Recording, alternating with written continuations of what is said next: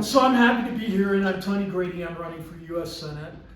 Some familiar faces, some not so familiar, but Barb is relentless. I think for almost a year she's been asking me to come, and the problem is that the Republican Club meets on this day in Las Vegas. So I've been down there, obviously, because it's a rather large group, and so I've always missed it. But since we're so close to the election, I decided it was more important to be in my home turf because the Republican Club only gave me 5 minutes to speak. Oh my God. Oh. And they did that because in terms of fundraising, I'm number 4. And they only allowed the first 2 to speak. So I never ever had the floor at the Republican Club. Well, all the people that support me in the Republican Club complained so much that the board finally decided to give me 5 minutes to speak. So because of that, because I'd rather be home, I'm here. And I'll tell you why I'm here. This is a very important election. I'm running because we're about to lose our country. That's right. How many of you would like to fire Chuck Schumer? So, the first step to firing Chuck Schumer is to beat Jackie Rosen in November. And the first step to beating Jackie Rosen is for you to elect me on June 11th. And that's why I'm here, because I want to explain to you why you should do that. I want you to tell all your friends, all your family, and your enemies to vote for me. Okay? So what I'm going to talk to you today about is what I'm going to do for Nevada when I'm elected to be Nevada's next U.S. Senator. I need to tell you a little bit about my life to make the case that I can deliver what I promised to deliver. And then I'm going to tell you why I know I can beat Jackie Rosen. So to know about Tony Grady, you need to know about my parents. They were both born poor in the Jim Crow South. They had benefactors that helped them go to college. Dad became a vocational education professor, euphemism, shop. So he taught at historically black colleges for a number of years. He was recognized for his good work, so he was tapped to go into foreign service and help developing nations build and staff their vocational education schools. That's important because that enabled me to live in Lagos, Nigeria, and then I graduated from high school in Bangkok, Thailand. So what I want you to know is that I have been living foreign policy for my entire life. I've been representing the United States since I was about 7 years old. So living inside and outside the United States, I saw communism, I saw socialism, and I knew we didn't want any of that here. So I became patriotic and I went to the Air Force Academy. I became a pilot and I became a test pilot. I commanded the B-2 stealth bomber test squadron, a $24 billion program.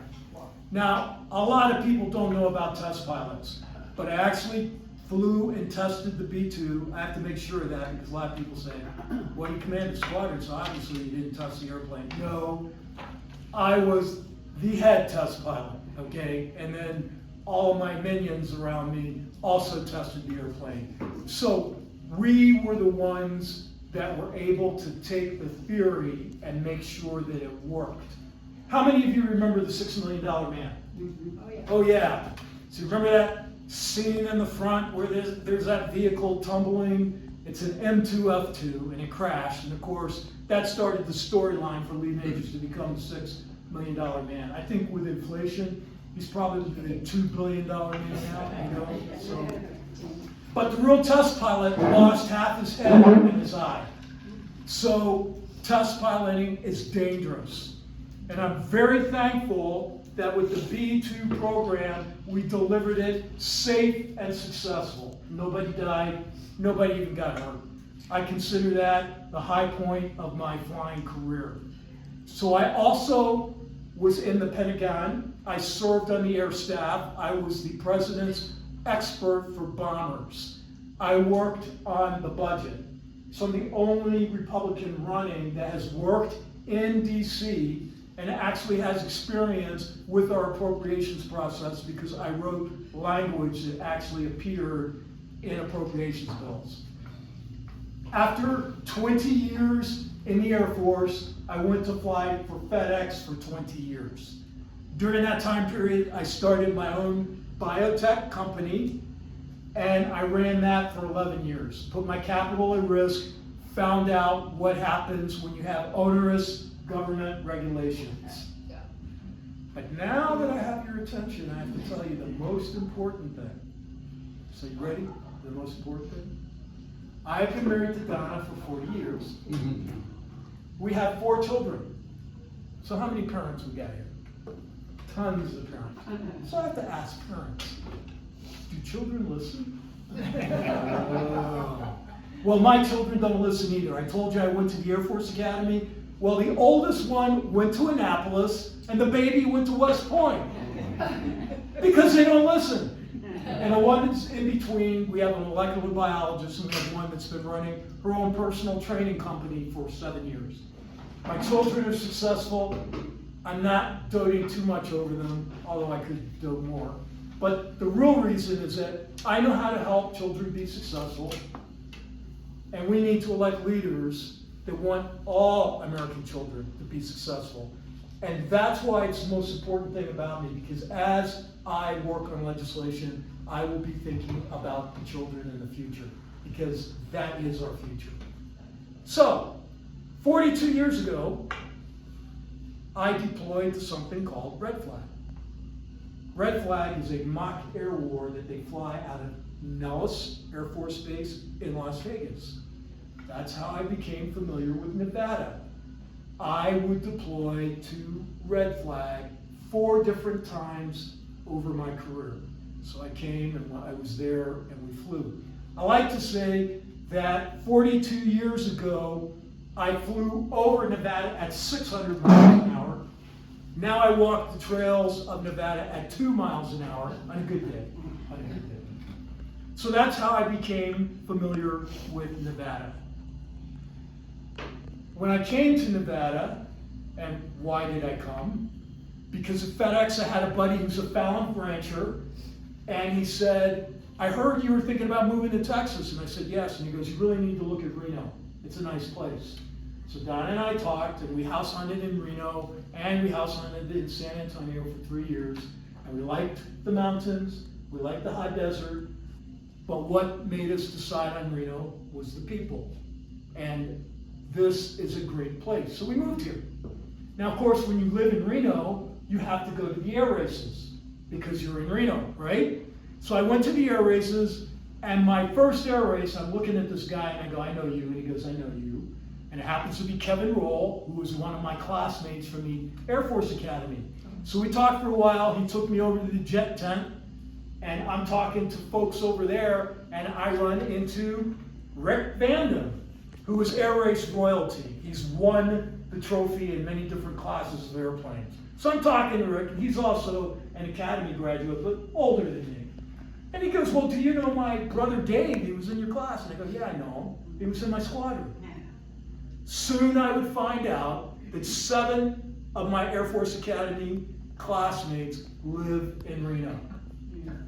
Nevada truly is home. So we were home. Well, what happened was the air races found out I was a test pilot, and they sucked me into becoming the air boss. So I worked for the air races for 4 years and served as the air boss for 2. For anybody who doesn't know what the air boss does, he tries to keep them from killing each other.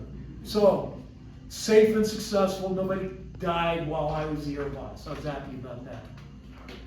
That coupled with the fact that because I ran my own company, UNR tapped me to help be a business mentor in their innovation center, which is like a business incubator, and it's for businesses 0 to 5 years, so I was helping with that. I discovered that Nevada, especially northern Nevada, is trying to attract high-tech businesses.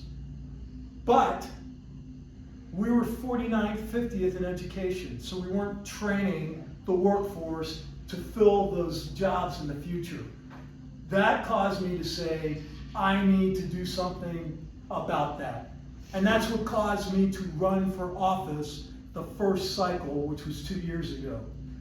I ran for lieutenant governor because the lieutenant governor in Nevada is the point man for business, and I wanted to be the governor's eyes and ears on what businesses needed in terms of their workforce. So that is how I got into politics. So I want you to see that I have been tried and I have been tested.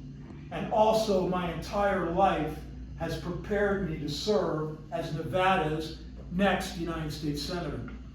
But what's important for Nevada? For Nevada, what I want to do when elected is close the border. Because without a border, we don't have a country. And I want to open the Keystone Pipeline, drill in Anwar, and give real leases to the oil companies so we can become energy independent. We need to be energy independent. We need energy prices to go down because it makes the prices of everything in the supply chain go down. So groceries will be cheaper, gas will be cheaper, everything will be cheaper, and that will make our economy grow. And then the last thing we need to do that I will be working on at the same time is getting the United States back to its proper place in the world stage in terms of foreign policy. Because the Democrats, under what they're doing right now, are causing all kinds of upheavals all over the world. We're in a dangerous world. But when the United States leads instead of reacting, there's more peace in the world. So those are the three things I'm going to focus on: closing the border, energy independence, and getting the United States back to its proper place in the world stage. So how do I know I can beat Rosen? Well, when I ran for lieutenant governor, I won 13 of the 17 counties. Stavros Anthony beat me out in the primary just by 5.8%. It was 7,000 votes. So that says that all around the state there are folks who would like Tony Grady to be in leadership in terms of helping our state do what it can do best. So that's one thing. Since I've announced to run for the Senate, I have been in every county. When I went through Eureka County, I met Jesse Watts, the sheriff there. He told me that he goes to Washington, D.C. on a regular basis to talk about law enforcement issues. One of the times when he was there, he asked to have a meeting with Senator Rosen, and she refused. So I want you to get your head around this, that the chief law enforcement officer of a Nevada county was denied the opportunity to meet with their senator. But also you need to understand that that's a Nevada citizen and constituent, and a sitting senator would not meet with this constituent. So I know that I can beat Jackie Rosen because I am a better leader. That is poor leadership. So Nevadans have talked about having me in office. I can beat Jackie Rosen. Probably the most important thing, or one of the most important things, is that it's been established in the newspaper that I'm the most qualified candidate. I can talk about diplomacy and foreign policy. I can talk about military strategy and the military instrument of power, and I can talk about the economic instrument of power. Day one. Joe Brown, who is my anchor endorser, who is a very famous lawyer and also used to be the Republican National Committeeman, has written on my website that Tony Grady has a skill set that could allow him to be a leader day one in the Senate. Now, obviously, I won't be a leader, but the point is that I will have the skill set to be able to help those that are leaders. And when I come alongside them, they will appreciate it. So I am the most qualified. Are we Republicans? Are we conservatives? Don't we believe in merit? So we should put our best against the Democrat, and I'm the best. Another thing that people need to consider is that the largest voting bloc in Nevada today are the independents. Anywhere from 39 to 44%. They're the largest bloc. I will appeal to more non-traditional Republican voters than any other candidate running now. Chuck Muth political commentator has said Tony Grady has a skill set that none of the other candidates can touch.